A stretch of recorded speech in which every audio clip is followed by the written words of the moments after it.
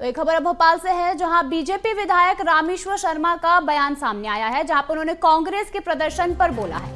पहली बार सदन में खून गिरा है और ये खून गिराने वाले राहुल गांधी हैं, कांग्रेसी हैं। संविधान का अपमान कांग्रेस ने किया, हमने नहीं किया। राहुल गांधी और प्रियंका गांधी को इस्तीफा देना चाहिए। चलिए, तो अब ये बड़ा बयान आपको बता रहे हैं, जहां पर रामेश्वर शर्मा का ये बड़ा बयान है, जहां पर उन्होंने ये बोला है कि सदन में पहली बार खून खराबा हुआ है और ये खून गिराने वाले कोई और नहीं बल्कि राहुल गांधी है, कांग्रेसी है। और इन्होंने संविधान की भी यहाँ पर उनका अपमान किया है, संविधान का अपमान किया है। कांग्रेस ने हमेशा से ही संविधान का अपमान किया है, ऐसा विधायक रामेश्वर शर्मा का कहना है।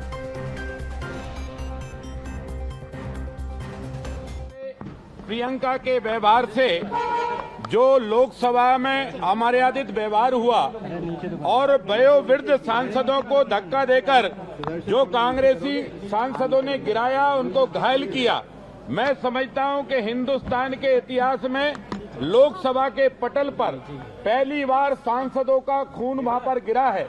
इस खून के अपराधी अगर कोई है तो वो राहुल गांधी है। बल्कि बंटी बबली को व्यवहार के कारण, राहुल प्रियंका के गलत व्यवहार के कारण इनको लोकसभा से इस्तीफा देना चाहिए। तो आपको बता दें, यहाँ पर अब सदन में खून गिरने की बात सामने आई, जहाँ पर खुद विधायक रामेश्वर शर्मा ने राहुल गांधी पर आरोप लगाए हैं। ये गंभीर आरोप हैं। उनका ये मानना है कि देश के इतिहास में पहली बार ऐसा हुआ है जब सदन में खून खराबा हुआ और ये किसी और ने नहीं बल्कि राहुल गांधी ने यहाँ पर किया। तो ये बड़ी बात सामने आ रही है, जहाँ पर कांग्रेस के प्रदर्शन पर उन्होंने ये जवाब दिया है। आपको बता दें, कांग्रेस पर उन्होंने सीधे सीधे निशाना साधा है और इतना ही नहीं बल्कि ये भी कहा कि यहाँ पर राहुल गांधी को इस्तीफा देना चाहिए। आपको बता दें, संविधान का अपमान यहाँ कांग्रेस करती है, ऐसा कहा है और राहुल गांधी और प्रियंका गांधी से इस्तीफे की मांग भी की है। चलिए, तो इस खबर पर अधिक जानकारी के लिए हमारे साथ जुड़े हैं रंजन भगत। हम जानना चाहेंगे रंजन, राहुल गांधी पर जिस तरीके के आरोप लगाए हैं, जिस तरीके से यहाँ पर सदन में मतलब देखा जाए तो पहली बार ऐसा हुआ है कि सदन में खून खराबे जैसी प्रक्रिया सामने आई है और फिर उसके बाद यहाँ पर रामेश्वर शर्मा का ये बयान है कि किसी और ने नहीं बल्कि राहुल गांधी ने किया। इसका मतलब ये साफ है कि राहुल गांधी पर सीधे तौर पर ये गंभीर आरोप लगाया जा रहा है। जी बिल्कुल, निश्चित तौर पर देखिए तो विधानसभा सत्र तो चल ही रहा है, लेकिन साथ ही साथ लोकसभा का भी सत्र जो है चल रहा है और इस बीच जो लोकसभा में कार्रवाई हो रही है, वहां पर जो रिएक्शन हो रहे हैं उसका असर जो है मध्य प्रदेश विधानसभा में देखने को मिल रहा है। क्योंकि जिस तरीके से डॉक्टर भीमराव अंबेडकर को लेकर के बयानबाजी चल रही है, साथ ही साथ अलग अलग मुद्दों पर जो लोकसभा में कार्रवाई चल रही है, तो यहाँ पर मध्य प्रदेश विधानसभा में जो तमाम सारे विधायक हैं वो विधानसभा के अंदर जो है एक दूसरे को लेकर के लगातार जो है कटाक्ष करते हुए जो है नजर आ रहे हैं। और इसी कड़ी में जिस तरीके से हमने देखा था कि लोकसभा में राहुल गांधी और साथ ही साथ बीजेपी के जो सांसद थे उनके बीच धक्का मुक्की हुई थी, तो ऐसे में अब बीजेपी विधायक रामेश्वर शर्मा का एक बड़ा बयान सामने आया है, जिसमें उन्होंने साफ तौर पर कहा है कि जो राहुल गांधी है उनको इस्तीफा देना चाहिए, क्योंकि ऐसा पहली बार हुआ है जब सदन के भीतर जो है इस तरीके की जो है धक्का मुक्की हुई है और कांग्रेस के चरित्र में भी यही है। और जिस तरीके से राहुल गांधी इस तरीके की जो उल जलूल बयान देते हैं उसके कारण जो है सांसदों के बीच जो है इस तरीके की कार्रवाई होती है,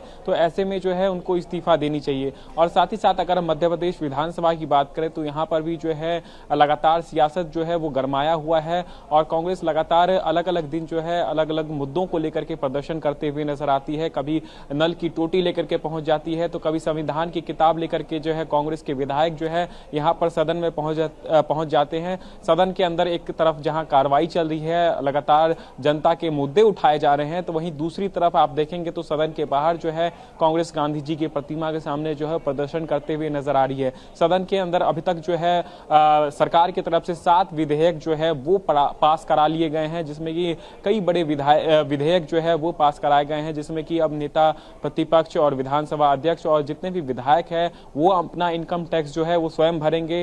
इस विधेयक को भी जो है सर्वसहमति के साथ जो है कल पास करा लिया गया है। साथ ही साथ निजी स्कूल वसूलों पर जो शिकंजा कसने के लिए जो है अब सरकार काम कर रही है। जिस तरीके से हम जानते थे पहले जो है बस के फीस जो है वो अलग से वसूले जाते थे, लेकिन अब जो है वार्षिक फीस में ही जो है उसको इंक्लूड किया जाएगा। इसके अलावा भी जो है लगातार कई बड़े विधेयक जो है वो आज भी पास कराए जाएंगे और लगातार सरकार के मंत्रियों की तरफ से जो है जो पिछले 1 साल का कार्यकाल रहा है उसके ऊपर जो है जवाब दिया जा रहा है। लेकिन वहीं दूसरी तरफ देखेंगे आप तो लगातार जो है वो सियासत जारी है। लगातार बीजेपी के विधायक और कांग्रेस के विधायक जो है वो एक दूसरे पर आरोप लगा रहे हैं, संविधान की बात कर रहे हैं और संविधान को लेकर के जिस तरीके से दोनों पार्टियां जो है एक दूसरे पर आरोप लगा रही है। रंजन, जिस तरीके से आपने बताया कि आज भी कांग्रेस यहां पर गांधी प्रतिमा के सामने प्रदर्शन कर सकती है, चूंकि विधानसभा शीतकालीन सत्र का आज आखिरी दिन है, तो जाहिर सी बात है कि आज भी कांग्रेस हंगामा करेगी ही करेगी। तो क्या कुछ मुद्दे यहां पर कांग्रेस उठा सकती है? और अगर बात करें बीजेपी की, तो बीजेपी की क्या कुछ तैयारी यहां पर है?